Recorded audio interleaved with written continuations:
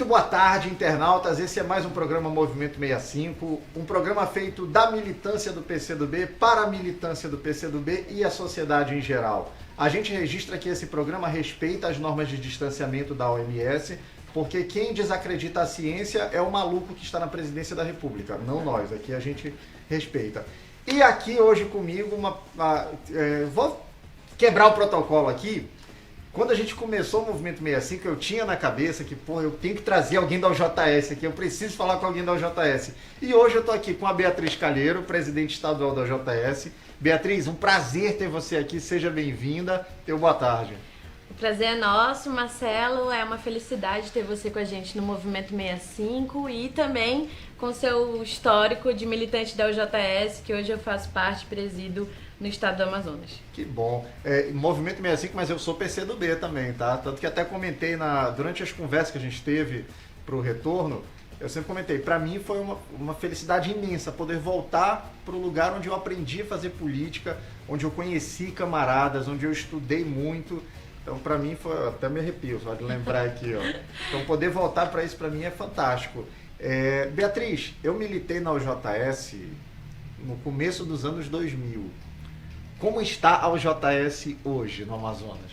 Bom, antes de mais nada, gente, boa tarde. Só para diferenciar também, a OJS não é partido, é uma juventude que defende socialismo e, claro que, como orientação, os militantes jovens do PCdoB atuam na OJS. Então, eu sou filiada do PCdoB, faço parte da OJS, mas isso não significa, como na tua época também, se você os jovens que entram na OJS não necessariamente são automaticamente do PCdoB. Mas o contrário vale. Se você é um militante do PCdoB, você tem a tarefa de construir o OJS. Sim. Se você é filiado ao OJS, você não tem a obrigação de se filiar ao PCdoB. Inclusive, a gente já teve na nossa organização de juventude jovens que eram filiados de outros partidos, mas para ter militância mesmo, a boa parte das organizações que a gente conhece acabam vivendo mais a vida do processo eleitoral e não as outras pautas de políticas públicas para a juventude. Então, na UJS você consegue fazer esse link. E hoje eu te diria, vim até com a minha camisa aqui assim, os negros e as negras no poder. A UJS, certamente, completando agora em setembro 36 anos, amadureceu muito. Ainda muito jovial, né? Ainda muito dialoga como tem que dialogar com o seu tempo. Mas eu tenho certeza que a tua geração trouxe benefícios para a minha geração e certamente a minha ainda precisa apresentar muito para aquelas que virão. Então, eu tenho certeza que hoje a UJS é mais diversa. Ela conseguiu suprir debilidades do seu legado anterior, mas ela ainda precisa avançar muito. Como sempre, né? O processo histórico ele é constante. Você não chega a um ponto, se você estancou na história, você necessariamente vai regredir. E a UJS ela não estanca, ela está sempre se adaptando aos tempos. Beatriz, como que é ser uma militante da UJS eu não vou nem falar nesse momento, porque eu acho que a onda de antipatia está virando. Mas houve um tempo atrás em que havia uma antipatia, muitas vezes sem qualquer fundamento, sem razão de ser, uma antipatia em relação ao movimento de esquerda. Como era militar na UJS em meio a essa onda de ódio? Eu acho que é legal falar de uma situação que eu vi esses dias na live do Emicida. E ele dizia que mudar nesse momento em que a gente está vivendo de pressão é muito bom, que você está sob pressão e você precisa fazer algo. Mas eu quero ver você mudar e melhorar sem precisar dessa pressão. A UJS e a nossa militância, ela fala muito disso. É muito pouco provável que um jovem não nasça e cresça com aquela vontade de quero mudar isso, quero ser diferente do meu pai. Eu, como professora de história, gosto de citar um autor que é o Mark Bloch, que ele diz que nós parecemos mais com o nosso tempo do que com os nossos pais. E a UJS é a tradução disso. Naturalmente, os jovens que militam nela vão querer falar e tratar do seu tempo, do tempo das suas dificuldades. Isso não é negar o que tem de histórico para trás, isso também não é desacreditar na frente. Eu acredito que a gente precisa respeitar que alguns momentos serão mais difíceis. Eu, quando vim para a UJS, só perdi. Todas as eleições que eu entrava, eu perdi. Eu falei, nossa, sou eu a culpada, né? Eu sou o pé frio da história.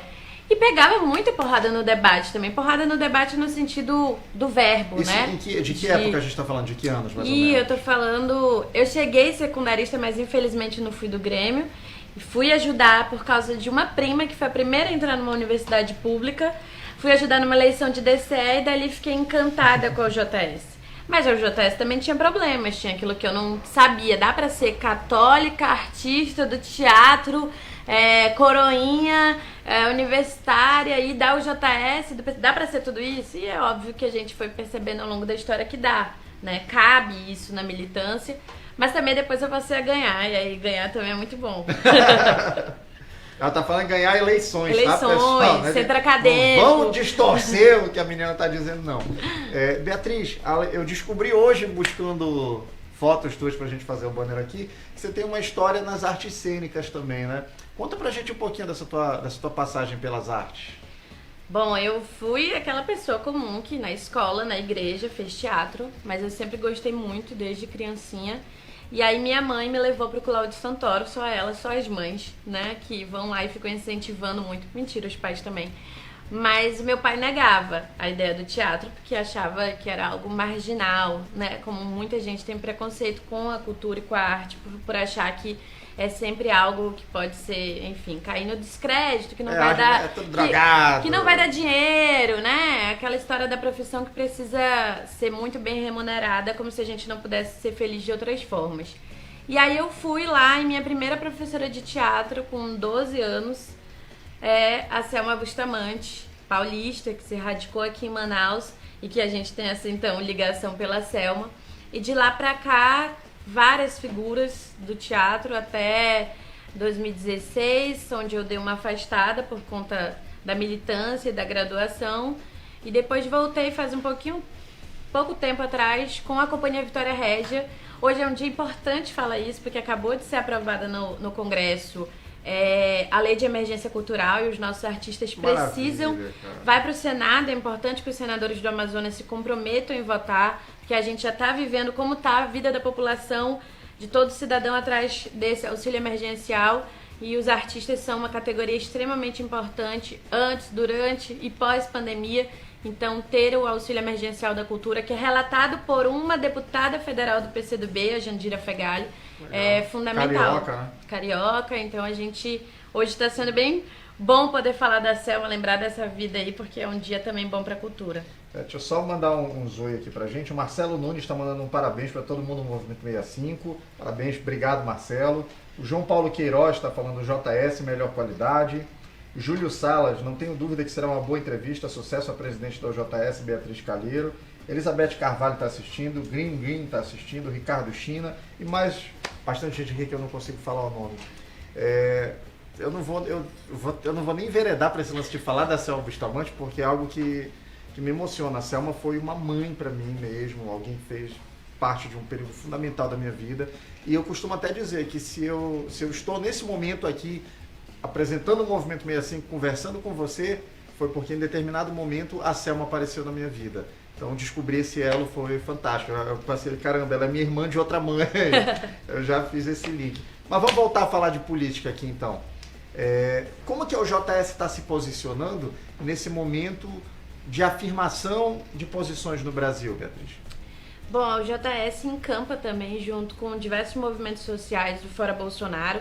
Nós entendemos que numa agenda democrática é difícil pensar no Brasil com um novo impeachment pós o golpe da presidenta Dilma, mas nós sabemos que só numa agenda de enfrentamento, de resistência a esse governo, é que a gente vai conseguir explicar para a população que de maneira muito honesta achou que estava vivendo uma agenda de mudança, quando na verdade estava entregando o seu futuro, a possibilidade dos seus filhos ingressarem na universidade pública, a possibilidade de viver uma distribuição melhor de renda para alguém que não está preocupado com essa agenda. Pelo contrário, está preocupado com a agenda da privatização, e aí para privatizar ou para destruir a Amazônia, como tem feito a agenda do Ministério do Meio Ambiente, ele joga Aproveita para passar a boiada, né? Joga várias polêmicas aí, a gente acaba pegando essa onda.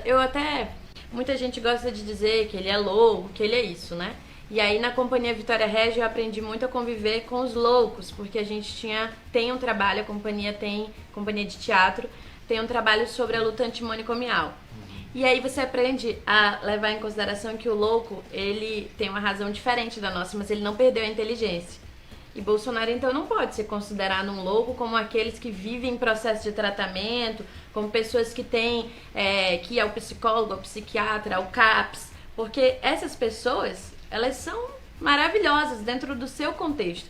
Bolsonaro não. Bolsonaro quer destruir a vida do nosso povo e essa é a agenda que hoje a JS, de maneira do seu jeitinho, está tentando ajudar a enfrentar. Entendi. A OJS ela continua organizada no Brasil inteiro?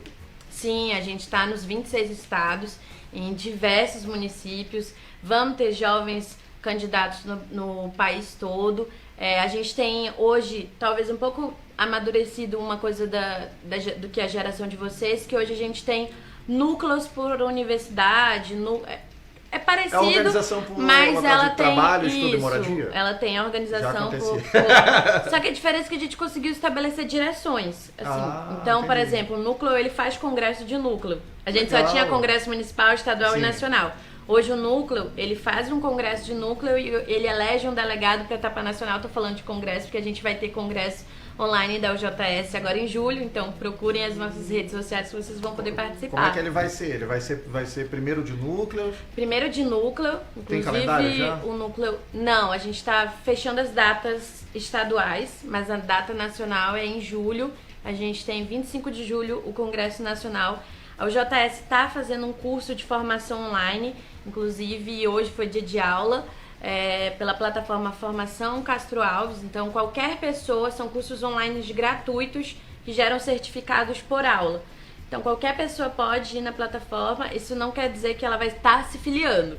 Filiar é uma outra etapa. Aí sim, para o congresso você precisa ser filiado. Isso é uma coisa que eu sempre achei muito legal no PCdoB, desde sempre. Nós éramos quase que pressionados, você tem que estudar. Estude, estude, estude. Não adianta você simplesmente se dizer militante, defender bandeiras, ainda que você defenda uma bandeira que eu concorde, mas se você não entende qual é a bandeira que você está defendendo, eu não estou cumprindo minha tarefa. E eu fico muito feliz de ver que isso ainda existe na UJS. O nosso esforço agora, como viver a militância de juventude, a gente, na verdade, entendeu que para o pós-pandemia, as organizações que quiserem continuar existindo, elas vão ter que se adaptar, se flexibilizar. E aí a UJS, naturalmente, sabendo das dificuldades de acesso à internet, ao computador, sabe que não vai conseguir alcançar a todos, mas está continuando sua militância nas redes sociais, como um congresso nosso que era nas redes e nas ruas. Porque a gente também acha importante a militância da rede social, da hashtag, mas é a passeata, é o povo na rua, é multidão, é esse aglomerado que hoje a gente não está podendo fazer, e a gente que tá pressiona as respeitando, mudanças. né? A gente, para respeitar isso, então lançou cursos online. A UJS não está tendo nenhum tipo de reunião e atividade presencial, zero. O congresso não vai ser presencial, vai ser, inclusive está no regimento do congresso, ele vai ser por uma plataforma online. Que legal, cara. E vamos lá, você falou muito, além de você ser negra, você é mulher. Como é para uma mulher negra, mãe de esquerda, tá debatendo de cabeça erguida na sociedade, Beatriz? Bom, eu acho que é importante você se localizar. É bom isso, né? Você saber, bom, eu de onde eu vim? Eu vim da igreja, da comunidade, do teatro, eu vim da periferia da cidade. Hoje eu sou professora, concursada, sou diretora do Sindicato dos Trabalhadores em Educação, criei uma família, na militância, inclusive, né? Muita gente às vezes acha que na militância não dá para ter uma boa relação, é possível sim.